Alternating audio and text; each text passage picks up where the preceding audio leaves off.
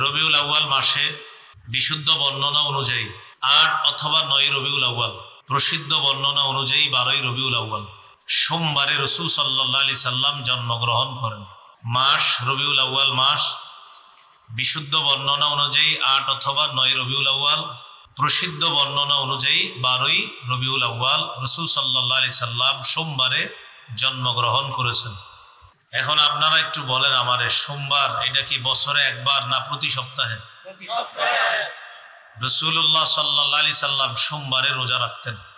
জিজ্ঞাসা করা হলো, সোমবারে আপনি কেন রোজা রাখেন? তিনি জবাব দিলেন, ইয়াউমুন বুলিদতু ফীহি, সোমবারে আমি জন্মগ্রহণ করেছি, এই জন্য সোমবারে আমি রোজা রাখি। এখন আপনারা বলেন তো, নবীজি তার জন্মদিনে কি আমল করতেন? বছরে না সপ্তাহে? তাহলে জন্মদিনের আমল বাৎসরিক হলো না সাপ্তাহিক? এটা কি বুঝে শুনে বলতেছেন না শুধু শুধু বলতেছেন? তাহলে সোমবার বাৎসরিক না সাপ্তাহিক? সোমবার দিন নবীজি কি করতেন? তাহলে নবীজির জন্মদিনের আমল কি রাখা? প্রতি সপ্তাহে মুস্তাহাব আমল রোজা রেখে নবীর মোহাব্বত আপনি প্রকাশ করতে পারেন। আর এই কথাগুলা প্যান্ডেলের বাহিরে গিয়েও যেন মনে থাকে। আল্লাহ আমাদেরকে মনে রাখার তৌফিক দান করুন। তাহলে কথা ক্লিয়ার। কেউ যদি আপনাদেরকে বলে নবীজির জন্মদিন এইভাবে ওভাবে এইভাবে পালন করব, আপনি বলবেন নবী যেমনি করছে আমরাও সেভাবে করব। তখন আপনাকে জিজ্ঞাসা করবে নবী কি করছে, বলেন তো কি করছে? কবে? বাৎসরিক না সাপ্তাহিক? তাহলে আমরাও সাপ্তাহিক এই আমলটা করার চেষ্টা করবো। আল্লাহ তৌফিক দান করুন। এ হলো রাসূল সাল্লাল্লাহু আলাইহি সাল্লামের জন্ম আর জন্মদিনের করণীয়। ২ নম্বর আলোচনা, রাসূল সাল্লাল্লাহু আলাইহি সাল্লামের প্রসিদ্ধ নাম। নবীজির অনেকগুলা সুন্দর সুন্দর নাম আছে, এর মধ্যে বিখ্যাত নাম ৫টা। বুখারীর বর্ণনা, রাসূলুল্লাহ সাল্লাল্লাহু আলাইহি সাল্লাম বলেন, লি খামসাতু আসমা, আমার ৫টি নাম আছে। আনা মুহাম্মাদুন, আমার ১ নম্বর নাম আমি মুহাম্মদ সাল্লাল্লাহু আলাইহি ওয়াসাল্লাম। ওয়া আনা আহমদ, আমার আরেকটি নাম আহমদ। ওয়া আনাল মাহি আল্লাযী ইয়ামহুল্লাহু বিল কুফরা, আমার আরেকটি নাম মাহি। মাহি অর্থ যে মুছে দেয়। আমার নাম মাহি এই কারণে, কারণ আল্লাহ তাআলা আমার মাধ্যমে সমস্ত কুফরকে মুছে দেয়, মিটিয়ে দেয়। ৪ নাম্বার, ওয়া আনাল হাশিরুল্লাযী ইহশারুন নাসু আলা কদামাইয়া, আমার নাম হাশির। হাশির কেন আমার নাম?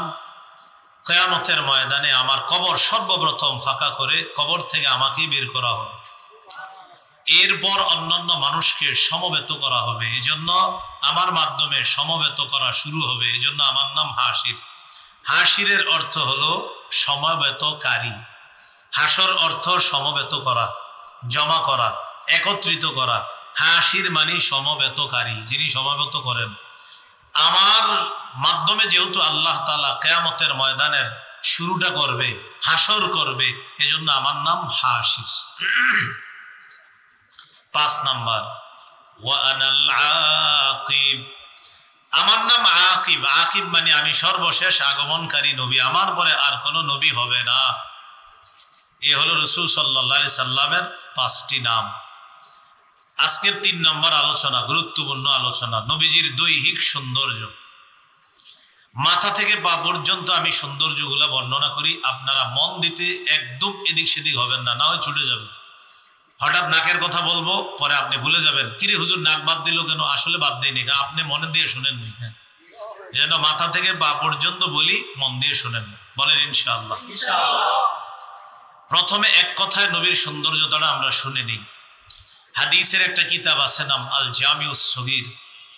এই কিতাবের ৬৪৫২ নম্বর হাদিস। কানা রাসূলুল্লাহ সাল্লাল্লাহু আলাইহি ওয়াসাল্লাম আবিয়াদ কাআন্নামা সিগা মিন ফিদ্দা, রাসূলুল্লাহ সাল্লাল্লাহু আলাইহি সাল্লাম এতটাই সুন্দর ছিলেন, দেখলে মনে হতো যেন তাকে রূপা দিয়ে তৈরি করা। এটা হলো এক কথায় রাসূল সাল্লাল্লাহু আলাইহি সাল্লামের সৌন্দর্যের বর্ণনা।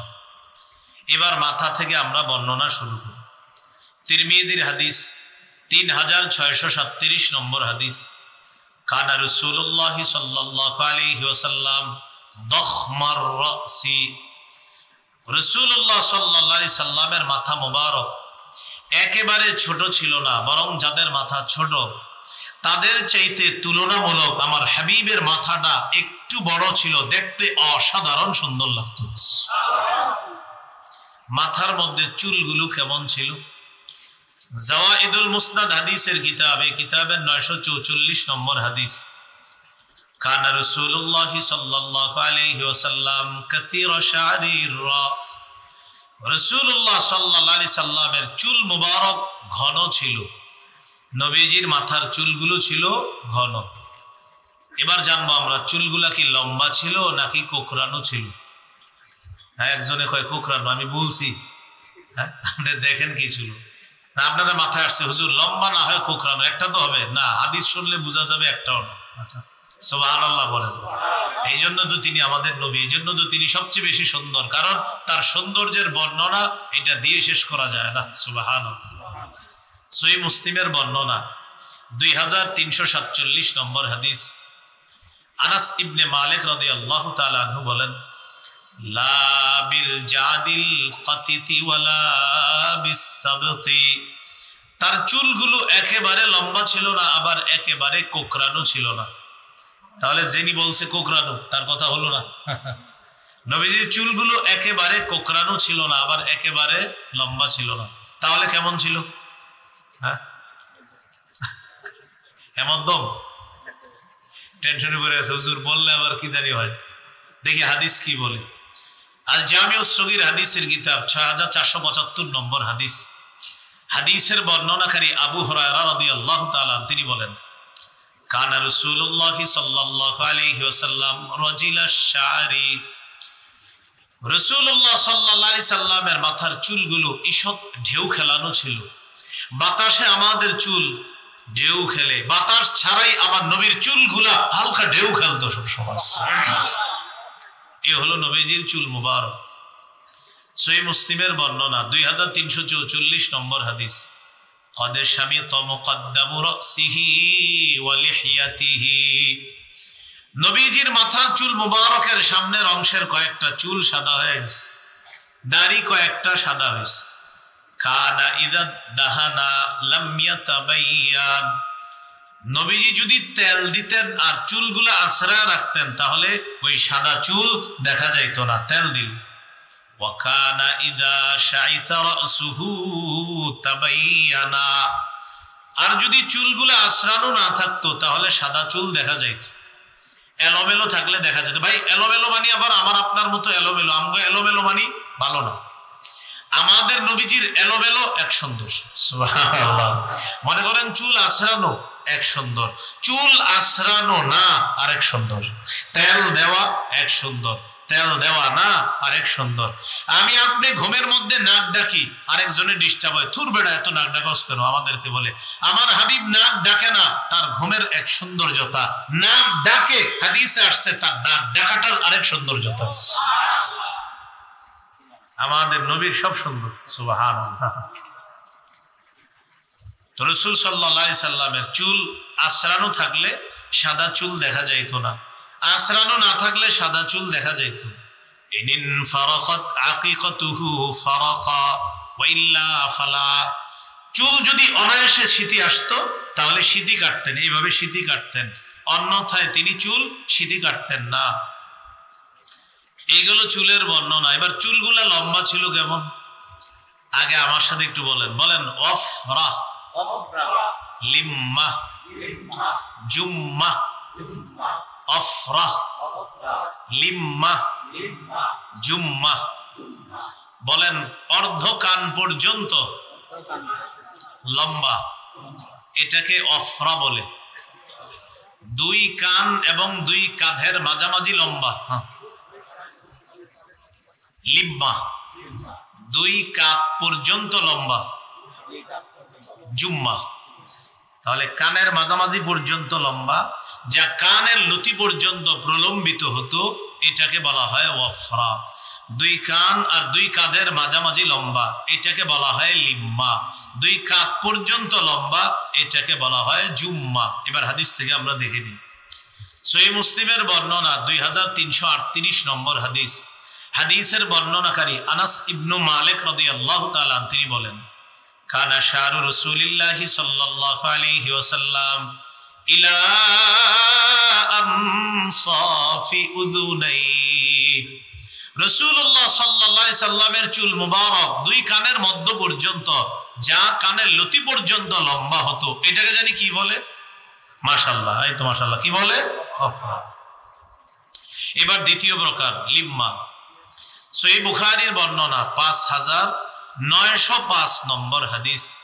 এই হাদিসের বর্ণনাকারীও আনাস ইবনে মালিক রাদিয়াল্লাহু তাআলা তিনি বলেন, কানা শারু রাসূলিল্লাহি সাল্লাল্লাহু আলাইহি ওয়াসাল্লাম বাইনা উযুনাইহি ওয়া আতিকিহি।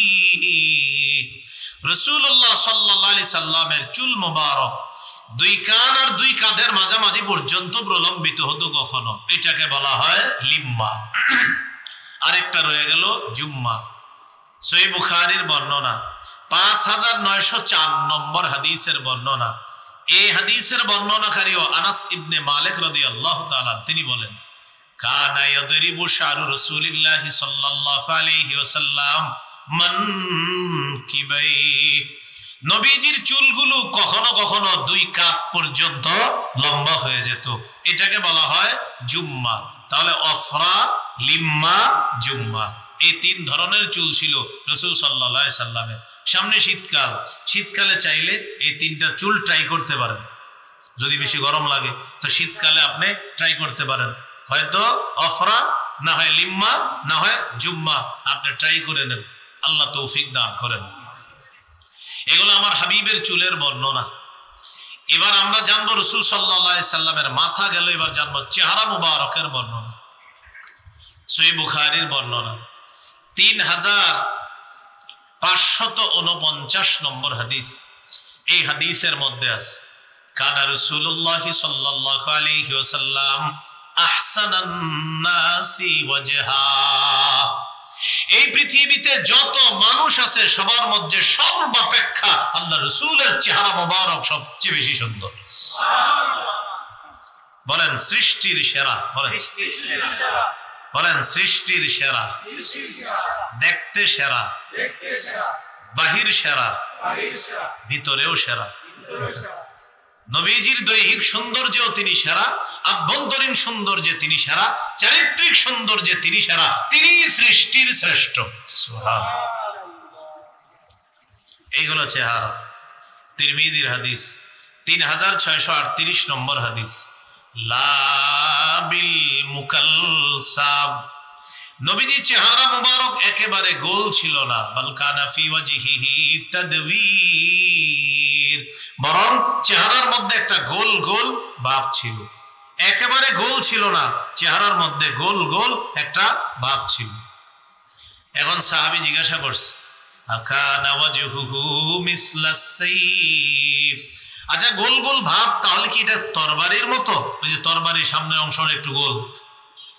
সাহাবী জবাব দিলেন, লা বাল কানা মিসলাশ শামসি ওয়াল কমার, বরং চন্দ্র এবং সূর্যের মতো তিনি সুন্দর।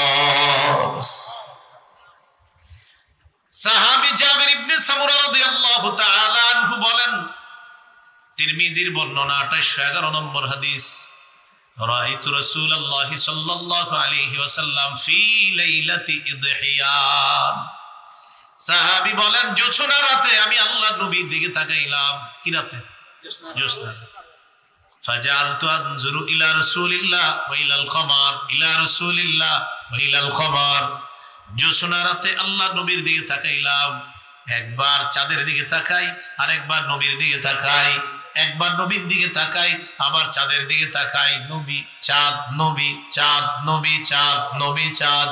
জাবের বলেন, আমি বারবার চাঁদ এবং নবীর দিকে তাকানোর পর আমি এই সিদ্ধান্তে পৌঁছলাম, হুয়া আহসানু ইনদি মিনাল কমার, তিনি ওই চাঁদের চাইতে অনেক বেশি সুন্দর। উনি কিন্তু একবার দেখছেন না, 12 করে দেখে সিদ্ধান্ত নিয়েছেন, চাঁদ নবী, চাঁদ নবী, চাঁদ। উনি বলেন, আমি দেখতে লাগলাম নবীকে চাঁদকে, নবীকে চাঁদকে, শোনো তিনি চাঁদের চেয়ে সুন্দর। এই হলো নবীজির চেহারা মুবারকের বর্ণনা। ইয়াতালাআল্লাউ ওয়াজহুহু তালাআলু আল কমারি ফি লাইলাতিল বাদ। পূর্ণিমার রাতে পূর্ণিমার চাঁদটা যেমন সুন্দর, নবী আমাদের সামনে মনে হতো আকাশের পূর্ণিমার চাঁদ বসা। এ হলো নবীজির চেহারা মুবারকের বর্ণনা। চেহারার মধ্যে আছে কপাল, কপালের নিচে আছে ভুরু, ভুরুর নিচে আছে চোখ, চোখের মাঝে আছে নাক, নাকের পাশে আছে গাল, গালের পাশে আছে দাড়ি, ভিতরে আছে দাঁত, এরপরে আছে থুতু, এরপরে আছে কুলি, এরপরে আছে বিসমিল্লাহ ফু দেওয়া। এগুলা কেমন ছিল? হ্যাঁ, একটু দেখি। কপাল থেকে শুরু করি। কানা রাসূলুল্লাহ সাল্লাল্লাহু আলাইহি ওয়াসাল্লাম ওয়াসিআল জাবিন। রাসূলুল্লাহ সাল্লাল্লাহু আলাইহি সাল্লামের কপালটা ছিল প্রশস্ত, কপাল ছিল প্রশস্ত। আযাজ্জাল হাওয়াজিব, এই ভুরুগুলো ছিল ঘন কালো।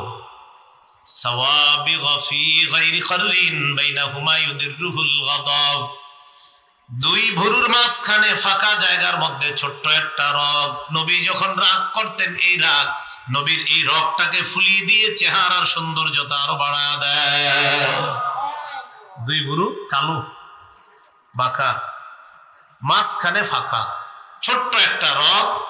ইউদিরুহুল গাদাব, নবীজি রাগ করলে এই রাগ রগটাকে ফুলিয়ে দিত। এটা হলো নবীজির ভুরু আর মাঝখানের অবস্থা। ভুরুর নিচে চোখ ছিল কেমন? সহিহুল আদাবিল মুফরাদ 988 নম্বর হাদিস। কানা রাসূলুল্লাহ সাল্লাল্লাহু আলাইহি ওয়াসাল্লাম আযীমাল আইনাইন। কোরআনের মধ্যে অসংখ্য গণিত জায়গায় আছে জান্নাতের হুর যারা হবে তারা হবে ডাগর ডাগর চোখ বিশিষ্ট। দেখতে মায়াবিনী হবে চোখগুলা, দেখতে অসাধারণ সুন্দর। সাহাবী বলেন, আল্লাহ তাআলা আমার নবীর চোখগুলা বানাইছে এমন ডাগর ডাগর চোখ বিশিষ্ট, যে কেউ তার চোখের দিকে তাকায় চোখের মায়ায় পড়ে যেতে বাধ্য। ডাগর ডাগর মায়াবী চোখ। চোখের মাঝখানে মণিটা কালো। আশকালাল আইনাইন, কালো মণির পাশ দিয়ে হালকা লালিমা ভাব। একদিক দিয়ে ডাগর ডাগর চোখ, মাঝখানে মণিটা কালো, পাশ দিয়ে হালকা লাল লাল ভাব। হাবিবের চোখের সৌন্দর্যতা দর্শকদের সামনে আরো সুন্দরভাবে ফুটিয়ে তুলত। ছোট বাচ্চাদের চোখে কাজল দেয়, কাজল দেওয়ার পরে ওরে আরো মায়া লাগে, ঠিক না? বাচ্চাদের সুরমা দেওয়ার পর চোখগুলা মায়াবী হয়ে যায়। জাবের রাদিয়াল্লাহু তাআলা আনহু বলেন, কুনতু ইযা নাযারতু ইলাইহি কুলতু আকহালাল আইনাইন। আমি নবীর দিকে তাকাইলে আমি মনে মনে ভাবতাম নবীজি মনে হয় চোখে সুরমা দেওয়া। ওয়ালাইসা বিআকহালা, আমি ভালো করে তাকায়া দেখতাম তার চোখে সুরমা দেওয়া না। আল্লাহ সুরমা ছাড়াই আমার নবীর চোখগুলা বানাইছে ওই সুরমা ওয়ালা চোখের মতো সুন্দর। এ হলো নবীজির চোখের বর্ণনা। দুই চোখের মাঝে আছে নাক। আকনাল আইরিনিনা লাহু নূরুন ইয়ালু, নবীজির নাকটা সামনের অংশটা হালকা একটু উঁচা, এখানে লাহু নূরুন ইয়ালু, যেন একটা নূর সব সময় চমকায়। নাকের দুই পাশে গাল, গাল ছিল কেমন? কানা রাসূলুল্লাহ সাল্লাল্লাহু আলাইহি ওয়াসাল্লাম সাহলাল খাদ্দাইন, নবীজির গাল ছিল সমান। কাসাল লিহিয়া, দাড়িগুলো ছিল ঘন, দাড়ি ঘন, গাল সমান, আর নাকটা অসাধারণ সুন্দর নাক, যেন নাকের উপরের এই জায়গাটা থেকে নূর চমকাইতো এমনটা মনে হতো। মুখের ভিতরে দাঁত, দাঁত ছিল কেমন? মুফাল্লাজাল আসনান, সামনের দাঁতগুলা হালকা কিছুটা ফাঁকা ফাঁকা, কথা বললে যেন মণি মুক্তা ঝরত। কানা ইদা তাকাল্লামা তাকাল্লামা সালাসা, নবীজি যখন কথা বলতেন এক কথা আস্তে আস্তে গুরুত্বপূর্ণ কথা তিনবার বলতেন। আয়েশা রাদিয়াল্লাহু তাআলা আনহা বলেন, লাউ আদ্দাহুল আদুল আহসা, গণনাকারী গণনা করতে চাইলে নবীজির কথাগুলা গণনা করে রাখতে পারতেন। একটা, দুইটা, তিনটা, এত আস্তে আস্তে নবীজি কথা বলতেন। সুবহানাল্লাহ। নবীজির থুতু মুবারক কেমন ছিল? খায়বারের যুদ্ধের দিন খায়বার বিজয় হচ্ছে না, قال رسول الله صلى الله عليه وسلم يوم خيبر لأعطين الراية غدا رجلا يفتح الله على يديه يحب الله ورسوله ويحبه الله ورسوله।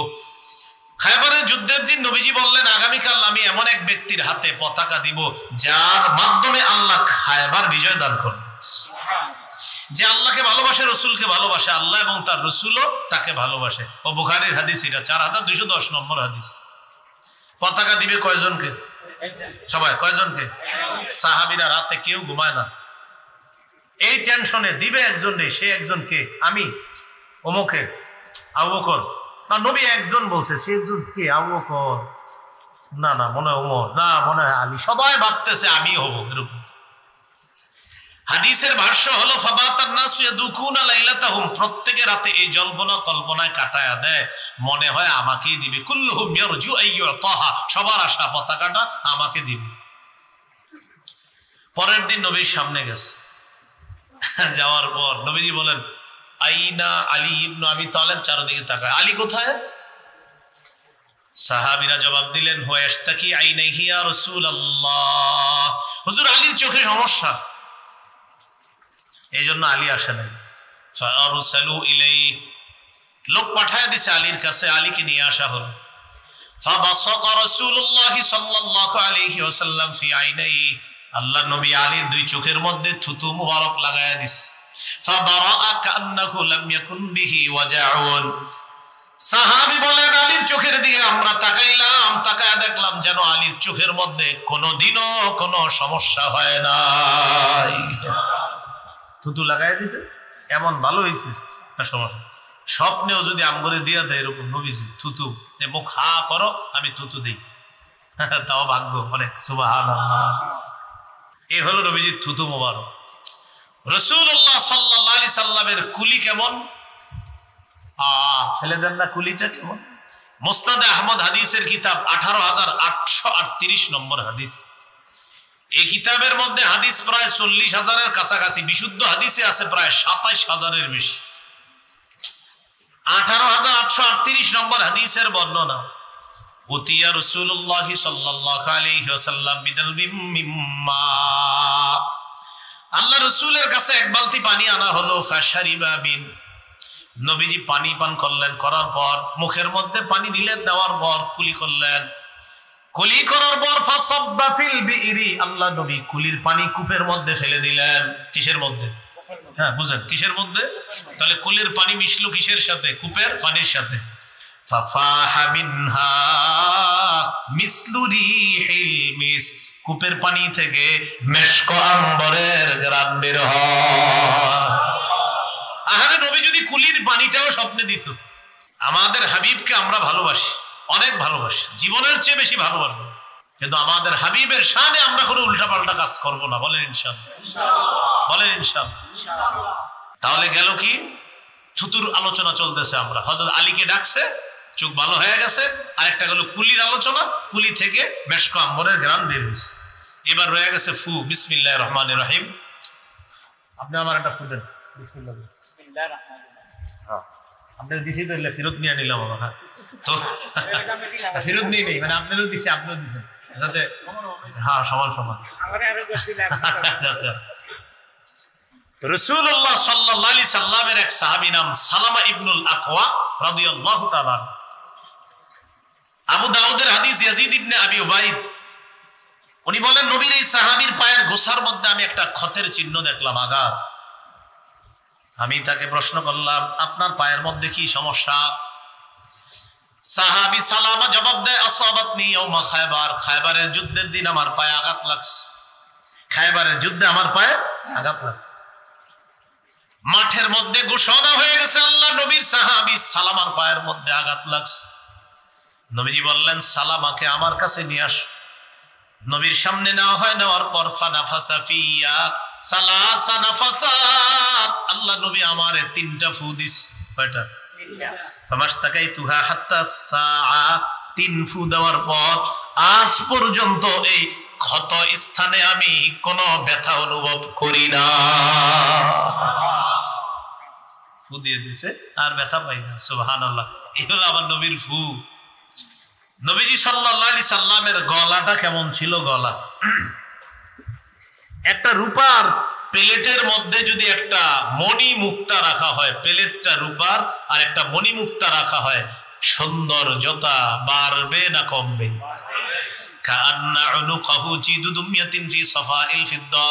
সাহাবী বলেন আমার নবীর গলা মুবারক এত সুন্দর যেন আল্লাহ তাআলা এই গলাটা একটা রূপার প্লেটের মধ্যে বসায়া দিছে।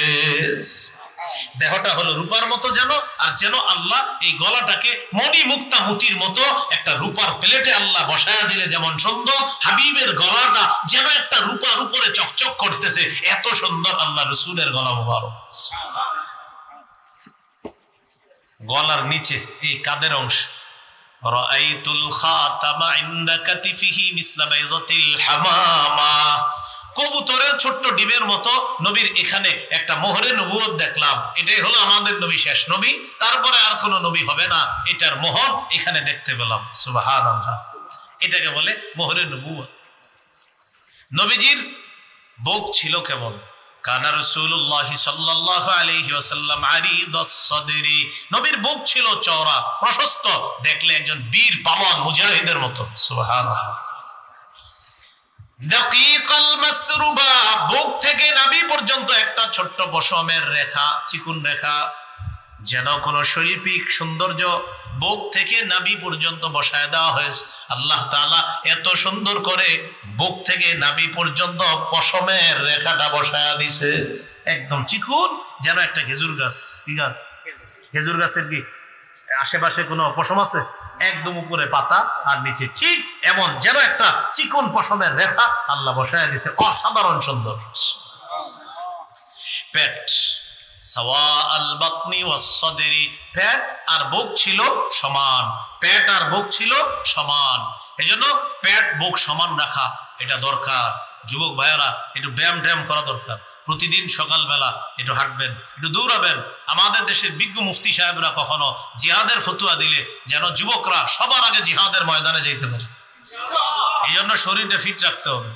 তো রাসূলুল্লাহ সাল্লাল্লাহু আলাইহি সাল্লামের পেট আর বুক ছিল সমান, এই পেট বুক এটা ছিল সমান। আমরা এইভাবে আমাদের দেহ, আমাদের শরীরটা আমরা ইনশাআল্লাহ ব্যায়ামের মাধ্যমে, এক্সারসাইজ, অথবা আমরা যেইভাবে নবীজির সুন্নাহ মোতাবেক চললে আমার শরীর ঠিক থাকবে, এইভাবে আমরা চলার চেষ্টা করব ইনশাআল্লাহ। এইগুলো নবীজির মোটামুটি দেহের বর্ণনা। হাত আর পা ছিল কেমন? শাসনাল কাফাইনি ওয়াল কাদামাইন, হাত ছিল কিছুটা মাংসালো, পা ছিল কিছুটা মাংসালো। হাত ছিল তুলতুলে রেশম পাতলা, এটার চেয়ে আরো নরম ছিল, আর তরবারি হাতে নিলে আবার একজন বীর মুজাহিদ। সুবহানাল্লাহ। পা ছিল একটু মাংসালো।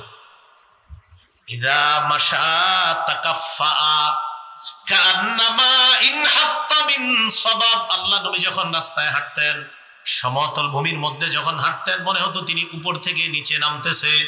একজন বিনয়ী মানুষ যেভাবে সামনের দিকে ঝুঁকে ঝুঁকে হাঁটা দরকার, আল্লাহর নবী সমতল ভূমিতে এইভাবে আল্লাহর একজন বিনয়ী বান্দার মতো চলতেন, একদম বিনয়ী মানুষের মতো চলতেন। মনে হতো তিনি উপর থেকে নিচে নামছে, আসলে সোজা জমিনে হাঁটতেছে। কিন্তু নবী এমন ভাবে হাঁটতেন, একজন সহজ সরল বিনয়ী অসাধারণ মুমিনের মতো আল্লাহ রাসূল সাল্লাল্লাহু আলাইহি সাল্লাম জমিনে চলে আল্লাহর গোলামের পরিচয় দিতেন।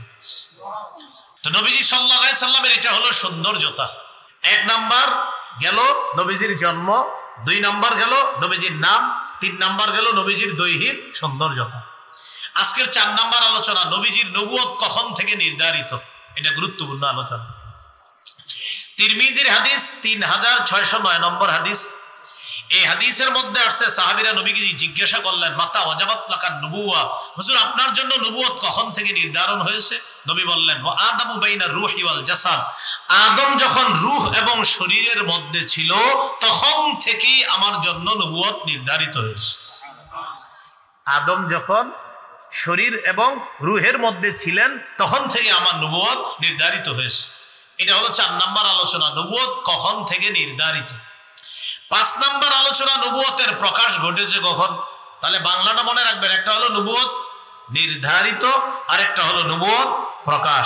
বলেন তো নবুয়ত নির্ধারিত কখন থেকে? আদম যখন রূহ এবং শরীরের মাঝে ছিলেন তখন থেকে নবীজির নবুয়ত নির্ধারিত, মানে সৃষ্টির আগেই নবীজির নবুয়ত নির্ধারিত। 5 নম্বর আলোচনা, নবীজির নবুয়ত প্রকাশ কখন? সহিহ বুখারী থেকে আমরা জেনে নিই 3902 নম্বর হাদিস, আব্দুল্লাহ ইবনে আব্বাস রাদিয়াল্লাহু তাআলা আনহুমার বর্ণনা। তিনি বলেন, বুইসা রাসূলুল্লাহ সাল্লাল্লাহু আলাইহি সাল্লাম লি 40 সানা, 40 বছর বয়সে আল্লাহ রাসূলের নবুয়তের প্রকাশ ঘটানো হয়েছে। তাহলে একটু দুইটা বাংলা, একটা হলো নবুয়ত নির্ধারিত, আরেকটা নবুয়তের প্রকাশ। বলেন তো, নবুয়ত নির্ধারিত সৃষ্টির আগে থেকে, নবুয়তের প্রকাশ কত বছর বয়সে? 40। এটা নিয়েও আমাদের একটা ঝগড়া হয় মাঝে মাঝে, এই জন্য ঝগড়া না যাওয়া আমরা দুইটা বাংলা মুখস্থ রাখবো যে নবুয়ত নির্ধারিত সৃষ্টির আগে থেকে, আর নবুয়তের প্রকাশ নবীজির বয়স যখন 40 বছর। এই হলো 5 নম্বর আলোচনা। 6 নম্বর আলোচনা, নবীজি শেষ নবী, তারপরে আর কোন নবী নাই, কোন নবী হবে না। বলেন কোন নবী হবে না, বলেন কোন নবী হবে না, বলেন হবে না, আবার বলেন হবে না। ধোঁকাবাজ আপনাকে বলবে আসবে না, আপনি বলবেন হবে না। ধোঁকাবাজ বলবে আসবে না, আপনি বলবেন হবে না। ধোঁকাবাজ আপনারা বলবে তোমাদের নবীর পরে কি আর কোন নবী আসবে না, আপনি বলবেন আমাদের নবী শেষ নবী, তারপরে আর কোন নবী হয় নাই, হবে না। ও আপনারে বারবার বলবে আসবে না, আপনি বলবেন হবে না, না বলবেন হবে না। এখন যখন ও বলবে ভাই আমি বলি আসবে না, তুমি বলো হবে না, আপনি বলবেন তুমি যে আসবে না কেন বলো? ধোঁকা দেওয়ার জন্য। ঈসা নবী আসবে এই ধোঁকাটা দেওয়ার জন্য তুমি বলতেছো আসবে। ঈসা নবী আমাদের নবীর পরে নবী হবে না, ঈসা নবী আমাদের নবীর আগে নবী হয়েছেন, তিনি নতুন করে নবী হবেন না, তিনি মৃত্যুবরণ করার জন্য আসবেন, কিন্তু তিনি নতুন করে নবী হবেন না। প্রিয় প্রতারক আর ধোঁকাবাজ, তুমি শুনে নাও, আমাদের নবীর পরে নবী হয় নাই, নবী হবে না। ঈসা নবী আসলে তোমার সমস্যা কি? ঈসা নবী আমার নবীর আগে নবী হয়েছেন, কিন্তু আসবে ইন্তেকালের জন্য, দুনিয়াতে আসবে। এটা হলো ঈসা নবীর ব্যাপারে আমাদের আকীদা। আমাদের নবীর পরে নবী হবে না, এটাও আমাদের আকীদা। কেউ যদি বলে ওমকে জিল্লি নবী, ছায়া নবী, রূপক নবী, আকাশের নবী, জমিনের নবী, এই নবী সেই নবী, আমাদের নবীর পরে কোন নবী হয়েছে হবে, এরকম দাবি যেই অ্যাঙ্গেলই কে করবে সে কাফের, তার অনুসারী কাফের, তার সমর্থনকারী কাফের। 3টা কথা বলেন, দাবিকারী, অনুসারী, সমর্থনকারী। বলেন দাবিকারী কাফের, অনুসারী কাফের, সমর্থনকারী কাফের। তাহলে আমাদের নবীর পরে নবী হয়েছে বা হবে কেউ দাবি করলে সে কি? তার অনুসারী, তার সমর্থনকারী। মনে থাকবে তো ইনশাআল্লাহ। সহিহ বুখারীর বর্ণনা 3535 নম্বর হাদিস। এই হাদিসে আছে রাসূল সাল্লাল্লাহু আলাইহি সাল্লাম বলেন, আনা খাতামুন নাবিয়িন লা নাবিয়্যা বা'দি, আমি শেষ নবী, আমার পরে আর নবী হবে না। আমি শেষ নবী, আমার পরে আর নবী হবে না। তাহলে আমাদের নবী শেষ নবী, এটা আমাদের আকীদা। এটাকে বলা হয় খতমে নবুয়ত আকীদা। বলেন কি বলা হয়? আকীদা। তাহলে প্রশ্ন করি, আমাদের নবীজির নবুয়ত নির্ধারিত কখন থেকে? সৃষ্টির আগে থেকে। আবার দেখছেন, এটা বারবার কইতে হইব, নাহলে ভুলে যান। বলেন আমাদের নবীজির নবুয়ত নির্ধারিত কখন থেকে? দলিল তিরমিজির 3609 নম্বর হাদিস। আরেকটা দলিল আছে সূরা আলী ইমরানের 81 নম্বর আয়াত, এটাও দলিল। সূরা আলী ইমরানের 81 নম্বর আয়াত, হ্যাঁ ওটাও দলিল। আর 5 নম্বর আলোচনাটা ছিল আমাদের নবীজির নবুয়ত প্রকাশ কখন? বয়সে। 6 নম্বর, আমাদের নবীর পরে আর কোন নবী নাকি আসবে না? আবার আবার ঈসা নবী আমাদের নবীর আগে নবী হয়েছেন, আবার ঈসা নবী আমাদের নবীর আগে নবী, তিনি ইন্তেকালের জন্য কিয়ামতের আগে দুনিয়াতে আসবেন। আমাদের নবীর পরে নবী হয়েছে বা হবে কেউ দাবি করলে সে অনুসারী, সমর্থনকারী। এই কথাগুলা মনে রাখবেন। এই হলো 6 নম্বর আলোচনা। সর্বশেষ আলোচনা, রাসূল সাল্লাল্লাহু আলাইহি সাল্লামের অনুসরণ। আল্লাহকে ভালোবাসতে চাই কারা কারা? ইনশাআল্লাহ। আবার দেন, বলেন আল কোরআনের আলো। আবার দেন, সবাই বলেন আল হাদিসের আলো। হ্যাঁ বলেন, এবার বলেন কোরআন সুন্নাহর আলো। বলেন কোরআন সুন্নাহর আলো। ঘরে ঘরে এখন থেকে এটা বলেন, কোরআন সুন্নাহর আলো। দুইটা বলবো, শুধু আল কোরআন বললে ওই একদল আছে আবার হাদিস অস্বীকারী, ওরা চান্স নিবে, ওই যাইবেন। এই জন্য স্লোগানও ঠিক করতে হবে। এই জন্য কোরআন সুন্নাহর আলো। আজকে আমাদের এই স্লোগান যদি ওই যারা হাদিস অস্বীকার করে ওরা বলবে হ্যাঁ আল কোরআনের আলো, এটাই ঠিক আছে। ভাই হাদিস বলবে তখন সমস্যা। এর জন্য বলবো কোরআন সুন্নাহর আলো, ঘরে ঘরে আলো। আল্লাহ কথাগুলো মনে রাখার তৌফিক দান করুন। সূরা আলী ইমরানের 31 নম্বর আয়াতে আল্লাহ বলেন, কুল ইন কুনতুম তুহিব্বুনাল্লাহ ফাত্তাবিউনি ইউহিব্বুকুমুল্লাহ ওয়া ইয়াগফির লাকুম যুনুবাকুম ওয়াল্লাহু গফুরুর রহিম। নবী আপনি বলেন, যদি তোমরা আল্লাহকে ভালোবাসো, যদি এটা দাবি করো আল্লাহকে ভালোবাসতে চাও, তাহলে আমি নবীর অনুসরণ করো। যদি করো আল্লাহ তোমাদেরকে ভালোবাসবে আর তোমাদের সব গুনাহ মাফ করে দিবে। তাহলে আল্লাহর ভালোবাসা পাওয়ার জন্য শর্ত নবীর অনুসরণ করা। করব তো ইনশাআল্লাহ। আল্লাহ আমাদের সকলকে কথাগুলো মনে রেখে কোরআন সুন্নাহ মোতাবেক আমাদের জীবনটা যেন আমরা সাজাতে পারি, আল্লাহ তৌফিক দান করেন। আমরা কেউ উঠাউঠি করব না। এখন কারি সাহেব একটু তেলাওয়াত করবে, এর মাঝে ইনশাআল্লাহ আমাদের আজকের প্রধান মেহমান আল্লামা আনোয়ার হোসেন চিশতি হাফিজাহুল্লাহ হযরত চলে আসবে। আমরা উঠাউঠি করব না। হযরত সিরাতের ব্যাপারে অনেক প্রশ্নের জবাব দিবে আপনাদেরকে ইনশাআল্লাহ, এই জন্য আমরা উঠাউঠি করব না। আজকের জন্য আমি বলছি, আমি যাওয়ার সময় মুসাফা প্রয়োজন নাই, সবার উপর আমি সন্তুষ্ট। আপনারা আমার জন্য দোয়া করবেন। মুসাফা করে যে সোয়াবটা আজকে আমরা, এই সোয়াবটা এটা জরুরি, কিন্তু মাহফিলের সৌন্দর্যতা রক্ষা এটাও জরুরি। তো এই জন্য এই মুহূর্তে আমরা কেউ উঠাউঠি করব না, আলোচনা চলতে থাকবে। এরপরে আমরা ইনশাআল্লাহ হুজুর আসবে, আলোচনা শেষ হবে, এরপর যাব। ঠিক আছে তো ইনশাআল্লাহ? আর উঠাউঠি করবো। আসসালামু আলাইকুম।